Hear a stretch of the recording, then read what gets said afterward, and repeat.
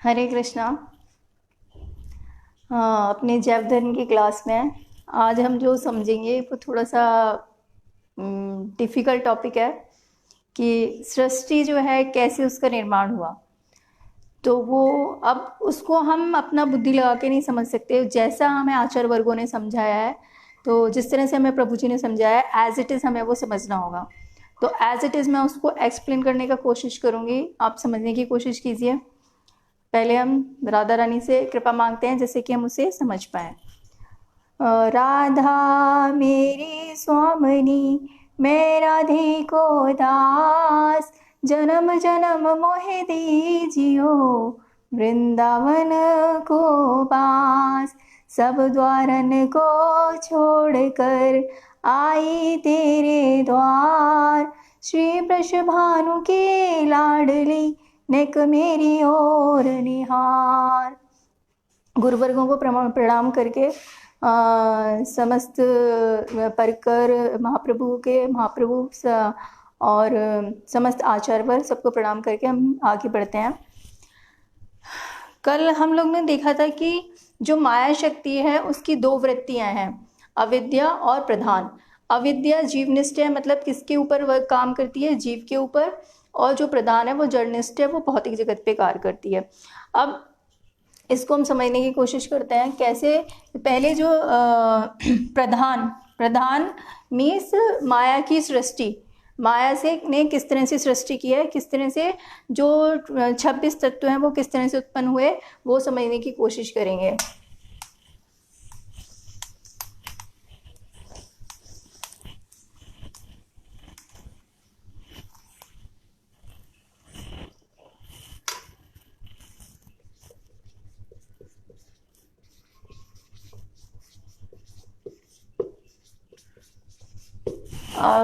बहुत सारे लोगों का ये प्रॉब्लम था कि my voice is not Audible, सुनाई नहीं दे रहा।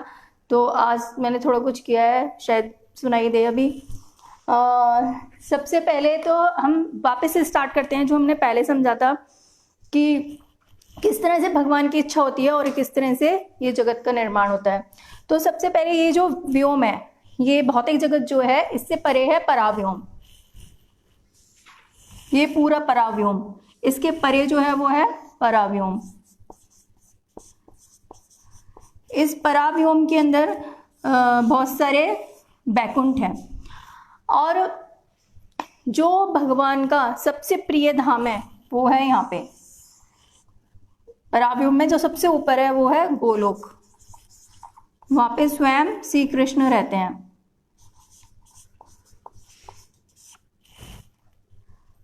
फिर इसके बाद आता है मथुरा एंड द्वारिका।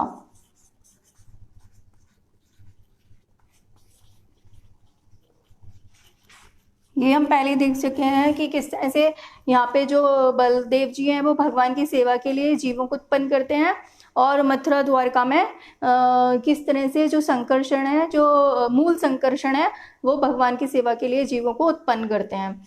और उसके बाद जो परव्योम में अनंत बैकुंठ है, वहाँ पे नारायण और भगवान के दूसरे अवतार सारे इनमें होते हैं, और यहाँ पे जो महासंकर्षण होते हैं वो इनकी सेवा के लिए जीव को उत्पन्न करते हैं। अब यहाँ पे इसके बाहर जो है भगवान की अंग कांति होती है, तो यहाँ पे होती है भगवान की अंग कांति मीन्स ब्रह्म ज्योति।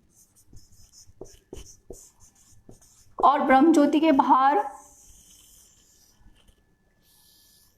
विरजा नदी, और उसके बाद है हमने देखा था पहले, उसके बाद आएगा जो महासंकर्षण है उनका एक्सपांशन कौन सा, यहाँ पे है कारण समुद्र, कारण सागर। और कारण सागर में कारणोदकशाई विष्णु।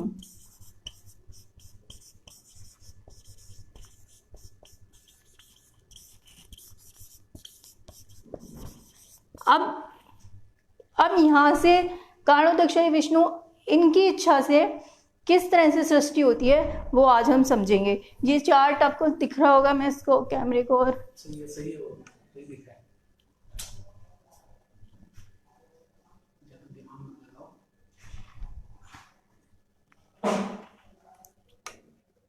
अब कारण सागर से किस तरह से होता है वो हम, कारणोदकशाही विष्णु की इच्छा होती है और किस तरह से कारणोदकशाही विष्णु का, अब मैं ये इरेज करूंगी यहाँ से क्योंकि यहाँ से हम अब यहाँ से समझना है।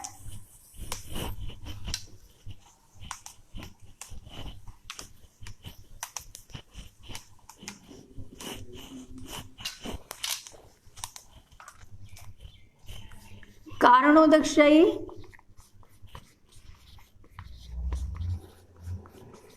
विष्णु, जब इनकी इच्छा होती है सृष्टि करने की, कारण सागर तक तो माया जो है स्पर्श भी नहीं कर सकती, माया इसके बाहर है। तो जब इनकी इच्छा होती है सृष्टि करने की, तो इनके रोमकूप से बहुत सारे ब्रह्मांड निकलते हैं। ये अनंत ब्रह्मांड जो हैं ये इनके रोमकूपों से अनंत ब्रह्मांड निकलते हैं। अब यहाँ पे ये अपने एक अंश के द्वारा प्रवेश कर जाते हैं हर ब्रह्मांड में, वो होते हैं गर्भोदकशाही विष्णु।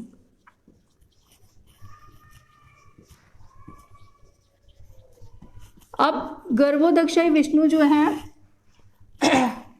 उनसे क्या निकलता है, गर्भोदकशाही विष्णु, इनकी नाभि से एक कमल निकलता है और उस नाभि कमल पे ब्रह्मा जी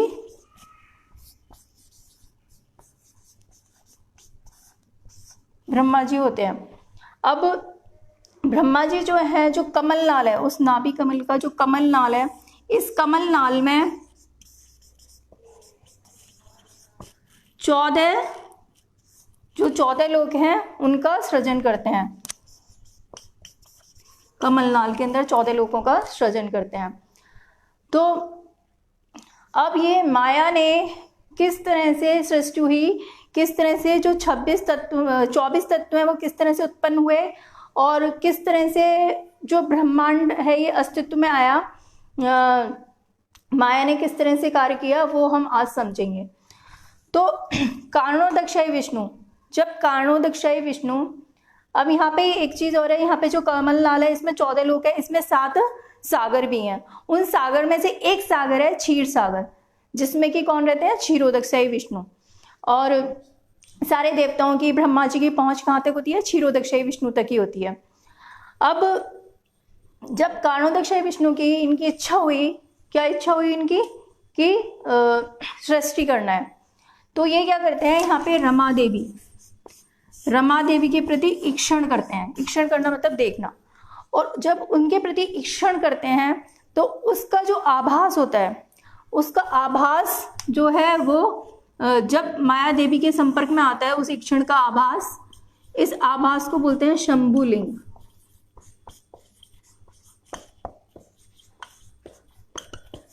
तो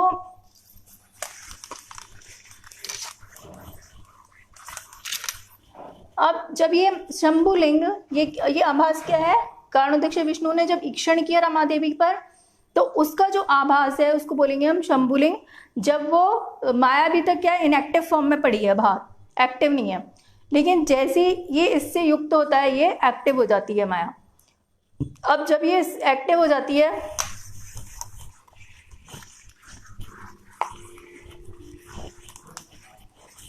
तो इसकी जो 2 वृत्तियां हमने देखी थी, प्रधान और अविद्या। जो प्रधान है वो सृष्टि निर्माण में वो सृष्टि का निर्माण करेगी। तो अब इसकी जो प्रधान वृत्ति है उसका मैं एक चार्ट बनाऊंगी।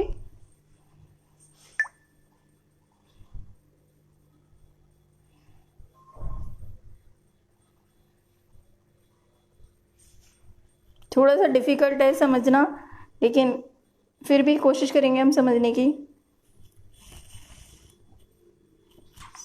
सृष्टि तत्व,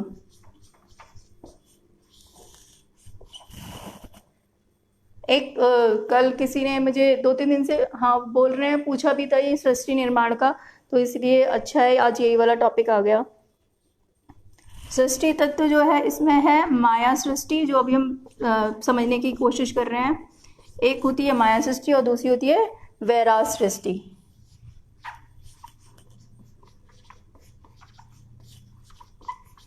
वैराग सृष्टि क्या है? जो ब्रह्मा जी ने बनाया।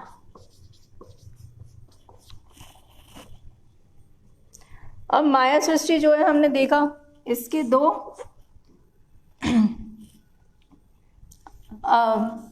अज्ञान और दूसरा है महत्तत्व। ये महत्तत्व क्या है? ये महत्तत्व है चित्त। ये महत्वतः चित्त। जब भगवान जब ईक्षण का आभास उसे मिला तो भगवान माया सृष्टि को गर्भस्थ करते हैं और सबसे पहले उसको क्या देते हैं, यहाँ पे उसके अंदर प्रवेश कराते हैं महत्वत्व का। महत्वत्व मीन्स चित्त का उसमें प्रवेश करवाते हैं। और वो चित्त जो है हर किसी के एक अधिष्ठात्री देवता होते हैं। तो चित्त के अधिष्ठात्री देवता होते हैं जो चतुर्व्यूह में से एक है वासुदेव, वो इसके अधिष्ठात्री देवता है। फिर उसके बाद जो महत्तत्व है, ये महत्तत्व जो उन्होंने प्रकट करवाया, चित्त जब उसके अंदर आ गया तो इसके अंदर विकार आया और इसके अंदर विकार आने से अहंकार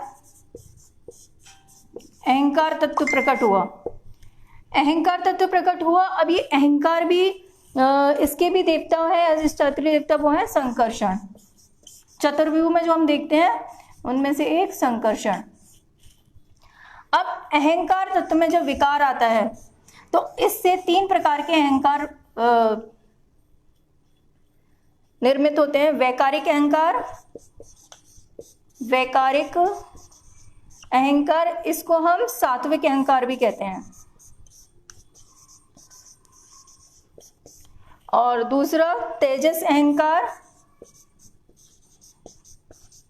इसको हम रासिक भी कहते हैं।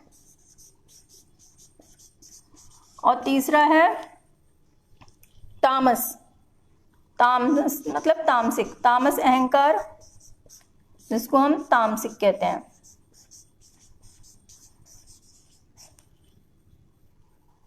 तो इस तरह से अहंकार में जो विकार आता है, इस विकार से तीन तरह के अहंकार उत्पन्न होते हैं। अब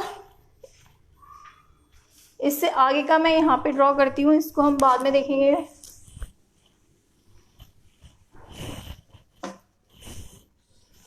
वैराज,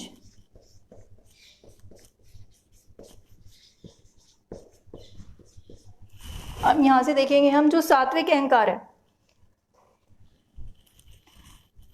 सात्विक अहंकार जो है इसमें विकार आता है। इसमें विकार आने से मन प्रकट होता है। मन और इंद्रियों के देवता, हमारी जो सारी इंद्रियां हैं सबके देवता हैं। जैसे मन का देवता है,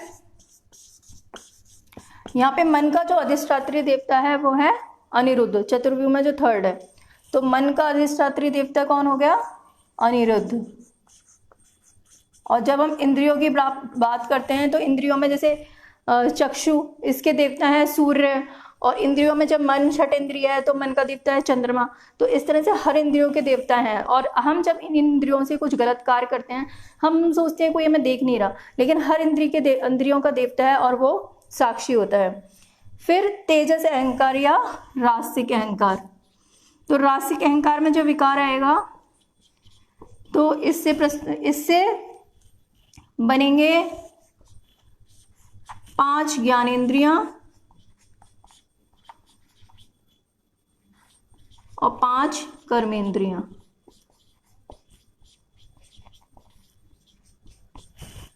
जो 5 ज्ञानेंद्रियां हैं वो क्या क्या है हमारे? आंख, चक्षु बोलते हैं जिनको। ज्ञान इंद्रियम, वो इंद्रियां जिनसे ज्ञान प्राप्त करते हैं। ये वो इंद्रियां हैं जिनके द्वारा हम आउटर एनवायरनमेंट से कनेक्ट रहते हैं।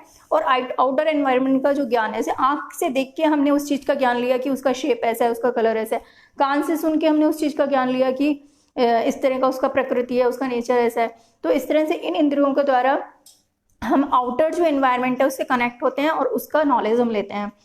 तो चक्षु कर्ण मतलब कान, नासिका, जिह्वा और त्वचा, ये सारे हैं ज्ञानेंद्रिय। और कर्मेंद्रिय जिनसे कर्म करते हैं, जैसे कि वाक, बोलना मतलब पानी, हाथ, पाद, पैर, पायु मीन्स एनल, और उपस्थ जन्नेन्द्रिय। तो इस तरह से 5 ज्ञानेंद्रियां हुई और 5 कर्मेंद्रियां हुई। अब ये दिखाई दे रहा होगा,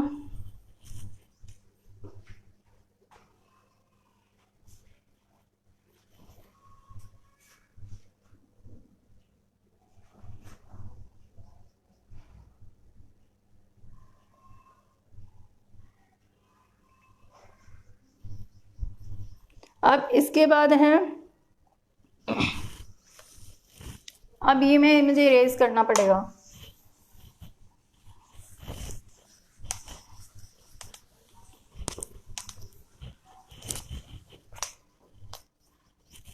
तामसिक अहंकार,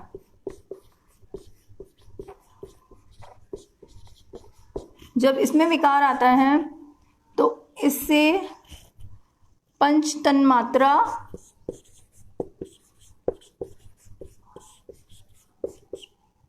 और पंच महाभूत प्रकट होते हैं।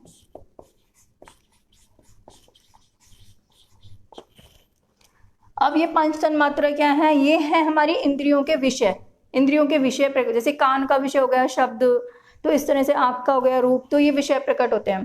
तो शब्द, सबसे पहले शब्द प्रकट होता है, फिर उसके बाद स्पर्श, शब्द, स्पर्श, रूप, रस और गंध। अब जब इनमें विकार आता है, ऐसे समझना है इसे हमें, जब शब्द में विकार आता है तो आकाश, आकाश प्रकट होता है। और जब आकाश में विकार आता है तो स्पर्श प्रकट होता है। स्पर्श में विकार आने से वायु प्रकट होती है, और वायु में विकार आने से रूप प्रकट होता है। रूप में विकार आने से अग्नि प्रकट होगी, और अग्नि में विकार आने से रस प्रकट होगा, और रस में विकार आने से जल, रस में विकार आने से जल प्रकट होगा, और जल में विकार आने से गंध, और गंध में विकार आने से पृथ्वी। अब पृथ्वी का गुण क्या हो गया? गंध। अब इसमें जो आकाश है उसका गुण क्या हो गया? शब्द। लेकिन वायु है, वायु का केवल स्पर्श ही नहीं है, वायु में शब्द और स्पर्श दोनों आएंगे। वायु के गुण में शब्द और स्पर्श, जल के गुण में रूप तो हो गया उसका, लेकिन इसके साथ शब्द, स्पर्श, रूप, ये तीनों आएंगे। जल में रस, सॉरी, अग्नि में रूप, जल में रस, रस के अलावा शब्द, स्पर्श, रूप, और पृथ्वी में गंध तो है इसका, और इसके अलावा ये सारे गुण भी इसके अंदर आएंगे पृथ्वी के अंदर। तो इस तरह से ये पंच महाभूत हो गए। अब ये समझ में आ गया होगा। अब इसमें हम देखें कि किस तरह से तत्व प्रकट हुए हैं।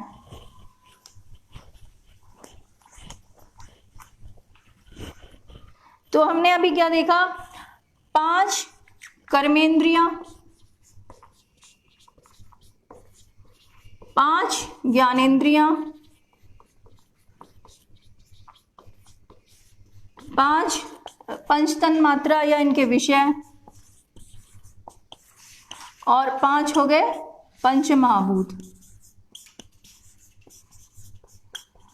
तो इस तरह से ये कितने हो गए? 20 तत्व प्रकट हो गए। 20 तत्व ये हो गए। फिर 4 क्या हो गए? सूक्ष्म तत्व जो प्रकट हुए, मन, बुद्धि, अहंकार, और सबसे पहले क्या प्रकट हुआ था? चित्त। तो 20 + 4 24 हो गए। अब ये 24 जब तक काम नहीं कर सकते, ये पहले ऐसे ही पढ़े थे यहाँ पे, ये काम नहीं कर सकते। ये कब तक काम नहीं कर सकते? जब तक कि इनके अंदर कोई चित्त वस्तु ना हो। वो क्या है? आत्मा और परमात्मा।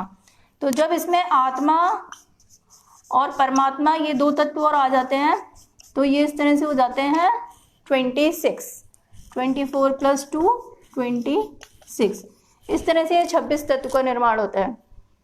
अब यहाँ पे एक चीज हम देख सकते हैं कि ये इंद्रियों के विषय हैं। शब्द कौन सी इंद्री का विषय है? कर्ण का। स्पर्श किसका विषय है? त्वचा का। रूप किसका विषय है? चक्षु का। और रस किसका विषय है? जिह्वा का और नासिका का। तो इस तरह से ये 5 इंद्रियों के 5 विषय हैं। तो इस तरह से ये प्रकट हुए।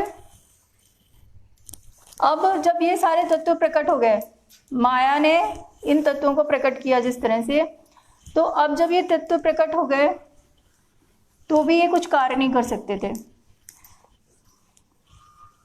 तो क्या किया? इन सबको मिला के, इन सब तत्वों को मिला दिया, इन सबको मिला के एक अंडा जैसा बना दिया, उसको बोला ब्रह्मांड। अब इस ब्रह्मांड में ये तत्व जब तक काम नहीं करेंगे, जब तक इसमें आत्मा और परमात्मा नहीं आएगा। अब दूसरा जो ब्रह्मा ने जो सृष्टि की, वैरा सृष्टि जो है,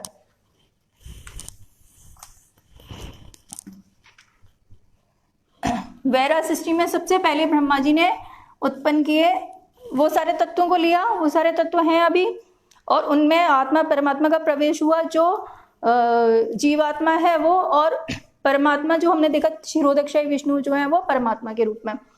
तो सबसे पहले इसमें उन्होंने बनाए स्थावर, मतलब जो चल नहीं सकते और जिनकी चेतना जो है उसको बोलते हैं हम आच्छादित चेतना, जिनकी चेतना जो कॉन्शियसनेस है वो ढक गई है। तो जैसे वृक्ष, पर्वत।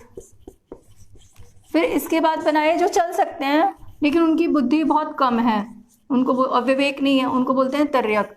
उसमें आएंगे सारे कीट, पतंग, पशु, पक्षी।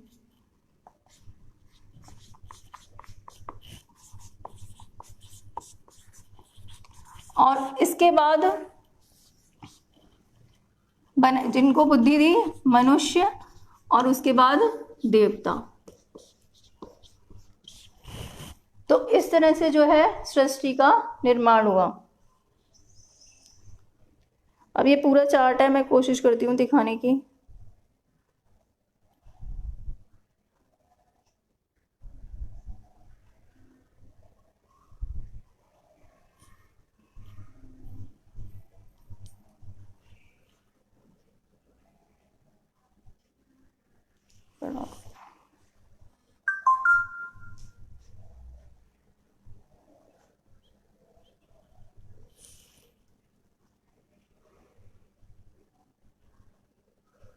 दिखना इसका एक एक पार्ट।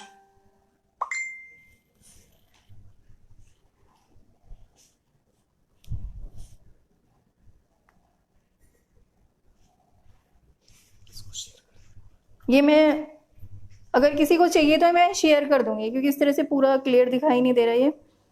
तो इस तरह से ये सृष्टि का निर्माण हुआ।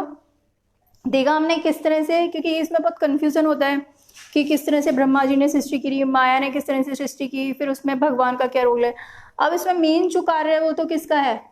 जो उसका मेन जो है उसको बोलते हैं प्रयोजन। मेन प्रयोजन करता, मेन प्रयोजन करता कौन है? मेन प्रयोजन करता है कारणोदक्षाई विष्णु। और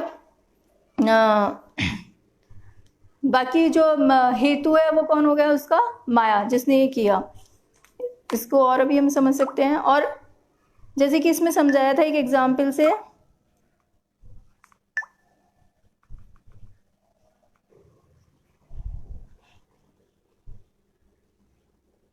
कि जिस तरह से कुम्हार होता है, तो कुम्हार को अभी बर्तन बनाना है, तो अगर उसको बर्तन बनाना है तो मेन इच्छा किसने किया? कुम्हार ने किया। और बर्तन बनाने के लिए केवल इच्छा करने से तो बनेगा नहीं, क्या करना पड़ेगा? कोई निमित्त होना चाहिए। कोई निमित्त क्या है उसका? चाक उसका निमित्त है। अब केवल चाक होने से भी काम चलेगा नहीं, चाक भी है उसके पास, इच्छा भी है, फिर हो जाएगा क्या? फिर भी नहीं होगा। तो क्या चाहिए अब उसको? मिट्टी, पानी, ये चाहिए। तो फिर अब इसमें क्या हुआ? बर्तन बनने में 3 चीजें हो गई।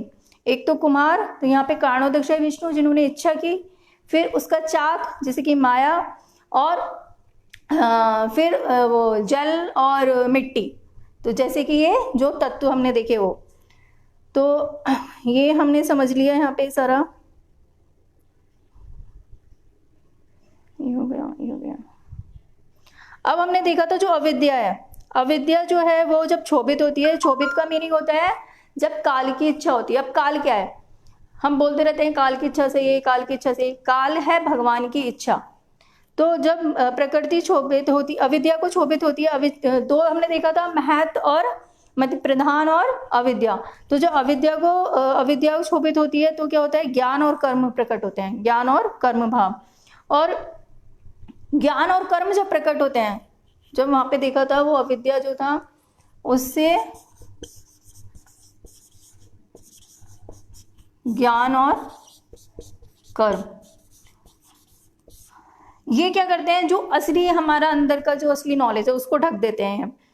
तो इस तरह से सारे तत्व प्रकट हुए, भगवान ने क्या किया, इनमें प्रवेश करके इनको मिला दिया। और अचेतन अंडा, चेतन मतलब जो खुद से कार्य नहीं कर सकता था, जैसे मिट्टी भी है, पानी भी है, लेकिन अपने आप तो वो कार्य करेंगे नहीं, उनको मिलाना पड़ेगा। तो उसी तरह से इन्होंने ब्रह्मांड प्रकट किया। और अब हाँ, ब्रह्मांड के आवरण होते हैं और हर आवरण पहले से 10 गुना अधिक होता है।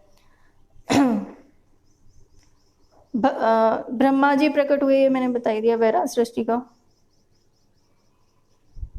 अब जो 26 तत्व हैं उनको हम इस तरह से भी डिफरेंशिएट कर सकते हैं। जो 26 तत्व हैं उनको हम इस तरह से डिफरेंशिएट कर सकते हैं। चित्त में आ जाएंगे जो दो लास्ट में, आत्मा एंड परमात्मा।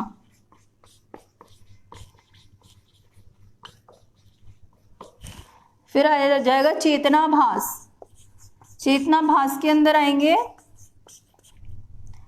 जो हमारे सूक्ष्म तत्व थे, मन, बुद्धि, अहंकार और चित्त। और जड़ में बाकी जो बचे हुए तत्व हैं, 20 जो बचे हुए तत्व हैं वो आ जाएंगे, 20 तत्व जो माइक तत्व, जो ज्ञानेंद्रिया, कर्मेंद्रिया, उनके विषय, वो सब आ जाएंगे इसमें।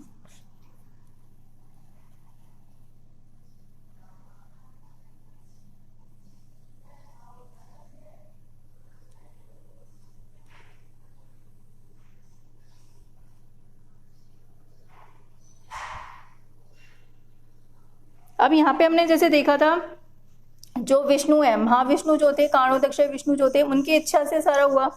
तो इनको बोलेंगे हम, जैसे हमने देखा था, प्रयोजन कर्ता, जिनकी इच्छा हुई। जैसे जब हम अभी एग्जाम्पल दिया कुम्हार का, तो कुम्हार क्या हो गया, प्रयोजन कर्ता।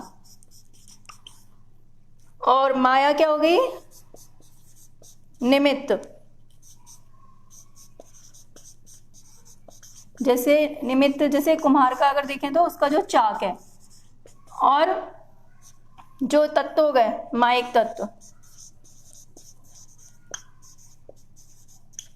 वो हो गए उपादान, इनको बोलेंगे हम उपादान।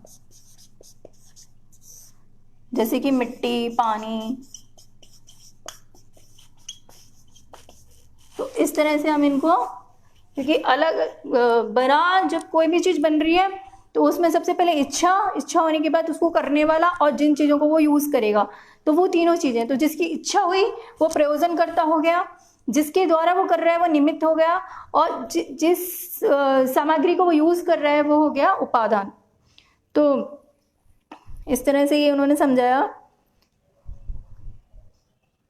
अब इसमें जैसे कि उन्होंने बताया था कि जो ब्रह्मांड प्रकट हुआ था, तो ब्रह्मांड का हर जो आवरण है पहले से 10 गुना, वो ब्रह्मांड के जो आवरण है वो 7 आवरण है, उनमें से 5 तो हमारे जो पंच भौतिक तत्व हैं वो है पृथ्वी, जल, अग्नि, वायु, आकाश, उसका आवरण बना होता है।